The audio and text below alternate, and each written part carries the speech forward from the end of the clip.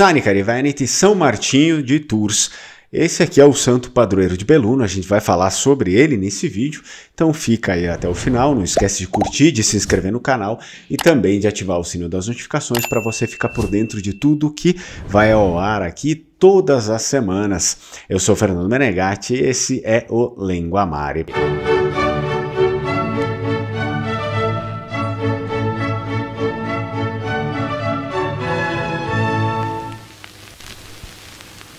Antes da gente iniciar o nosso vídeo, eu apresento para vocês o Evangelho de São Marcos, a publicação aqui, a primeira publicação do Linguamare.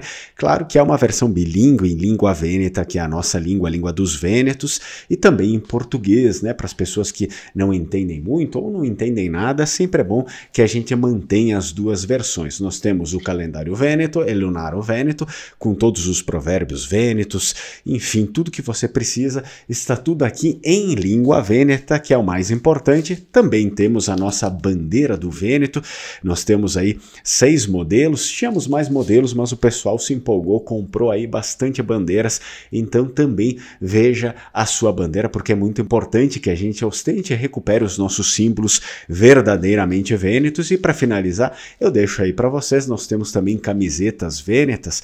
Isso significa que você, se quer uma camiseta vêneta, precisa entrar em contato para ver os modelos, né? Os modelos que a gente tem, porque são vários modelos. Muito bem, vamos aí, vamos falar sobre o nosso patrono, o patrono de Belluno. São Martinho de Tours, como vocês sabem, é patrono, claro, da cidade de Belluno e da província inteira e é dono da basílica homônima, ou seja, a basílica que carrega o seu nome.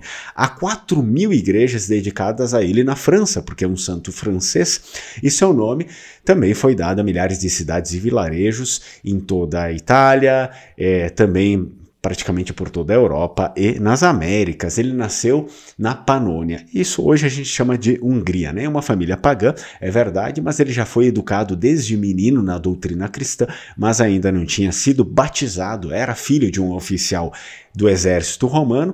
Ele, por sua vez, claro, alistou-se na cavalaria, seguindo seu pai, né, a cavalaria imperial, ainda muito jovem, servindo mais tarde na Gália. É nesta época que se encontra o célebre episódio que deixa o São Martinho muito famoso.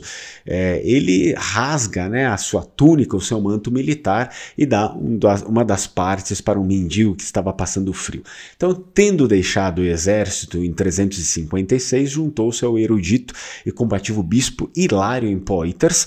Eles se conheceram, claro, um pouco antes disso, mas Martinho foi batizado e também Hilário o ordena exorcista nesse período aqui. Por sua posição de linha de frente na luta contra o arianismo, que era uma heresia muito em voga naquele tempo, o bispo Hilário foi exilado na Frígia, lá na Ásia Menor. Depois de ser perseguido, também Martinho retorna à Gália, onde recebe o sacerdócio e é repatriado no ano 360. Um ano depois fundou uma comunidade muito próspera cristã, considerada o primeiro mosteiro da Europa, o primeiro mosteiro datado, né, da Europa. Em 371 foi eleito bispo de Tours e a partir daqui iniciou a sua missão, uma ação que durou mais de 20 anos para cristianizar o campo. Os camponeses naquela época, para eles Cristo ainda era um Deus que se adorava apenas nas cidades e não no campo. Ele não tem, né, o São Martinho não tinha a cultura do Hilário, e continua sendo, portanto, um bispo, mas um bispo muito soldado, combativo, até demais, né? Apressado, São Martinho demoliu edifícios e símbolos de cultos pagãos e isso certamente inspirou mais ressentimento do que adesão ao cristianismo.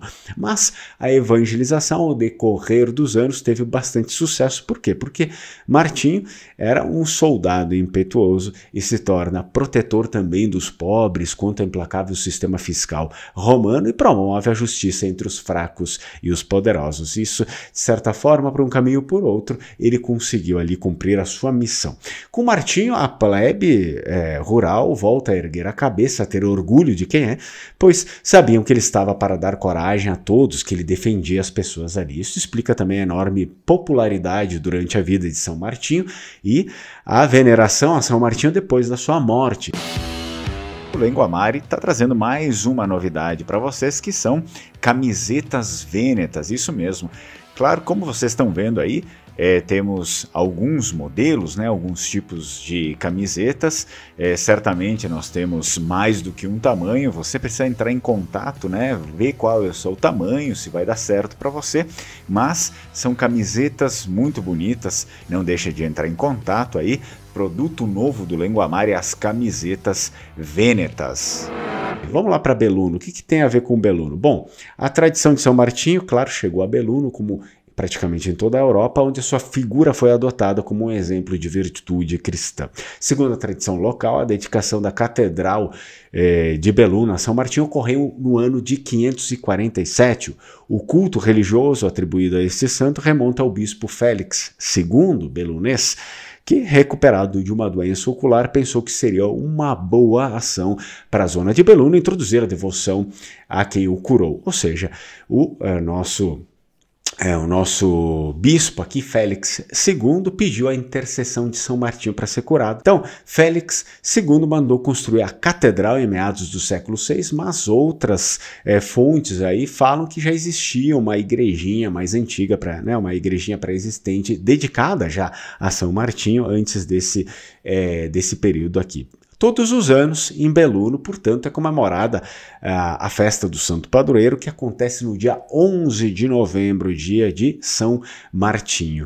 Bom, espero que vocês tenham gostado do vídeo. Estamos aí completando aos poucos, né, a nossa série dos padroeiros do Vêneto. É importante que a gente saiba, porque geralmente, quase sempre, né, os descendentes não conhecem, o canal é voltado para os descendentes, então a gente precisa guardar, né, a nossa cultura, que passa desde história, evidentemente religião e língua, né? A gente precisa guardar toda a nossa cultura. Não interessa se você é descendente, se você vai viver o resto da sua vida no Brasil, você vai morrer no Brasil, se você quer se mudar para o Vêneto ou se você quer se mudar para a China.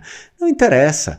É isso que te torna indivíduo. Indivíduo é individual, não é uma massinha, um pastiche, né, da cultura, sei lá, que qualquer um queira fazer com você. Não é isso. Indivíduo, na própria etimologia da palavra, já fala muito. Infelizmente, alguns ignorantes não entendem. Espero que você tenha gostado do vídeo. Deixa aí nos comentários e a gente se vê no próximo. Tchau, tchau. Estrucou.